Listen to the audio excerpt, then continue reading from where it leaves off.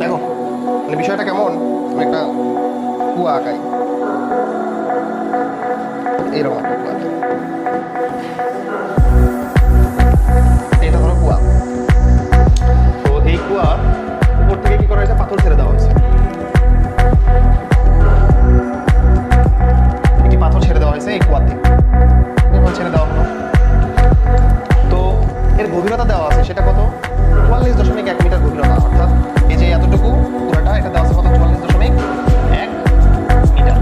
তো বলতেছে 44.1 মিটার গভীরে এটা কূপে পাথর ছেড়ে দেওয়া হয়েছে। এইখান থেকে ছেড়ে দেওয়া হয়েছে। ও কি করবে, প্রথমে এখানে আসবে, এসে কি হবে, কূপের নিচে এসে কি পতিত হবে না? পতিত হতে যে সময়টা লাগবে সেটা তুমি বের করতে পারবা কিনা? পারবা না। কিভাবে বের করবা? H equal u t plus half g t square, কারণ এখানে ইউ হলো 0, হাফ দিয়ে এখানে জাস্ট ইটা অজানা।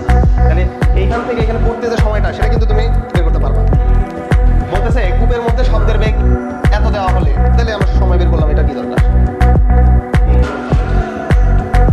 ভালো করে পড়ো কি বলা আছে। 340 মিটার পার সেকেন্ড হলে পাথর ছেড়ে দেওয়ার মুহূর্ত থেকে এটির পানিতে পতনের শব্দ শুনতে। আচ্ছা, যখন ধরো এইখান থেকে তুমি ফেলে দিচ্ছ, যে মানুষ হারাইছে ধরে নাও, এই হচ্ছে এভাবে ফেলে দিছে।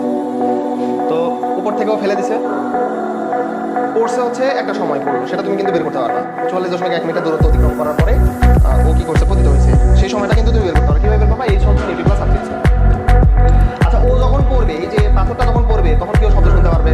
শব্দ শোনা মানে কি, ও শব্দটা আবার আমার কানে আসা, প্রতিধ্বনি। অর্থাৎ তুমি এখান থেকে ফেলে দিছো, এইখানে পড়বে, এই শব্দটা তোমার কানে যাইতে হবে। কারণ এই শব্দটা কি, তোমার এই 44.1 মিটার দূরত্ব অতিক্রম করার পরে যখন তোমার কানে যাবে, তখনই কিন্তু তুমি শব্দটা শুনতে পারবা।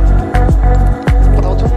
তার মানে এইখান থেকে পড়তে যে সময় লাগে এটাকে আমরা বললাম T1।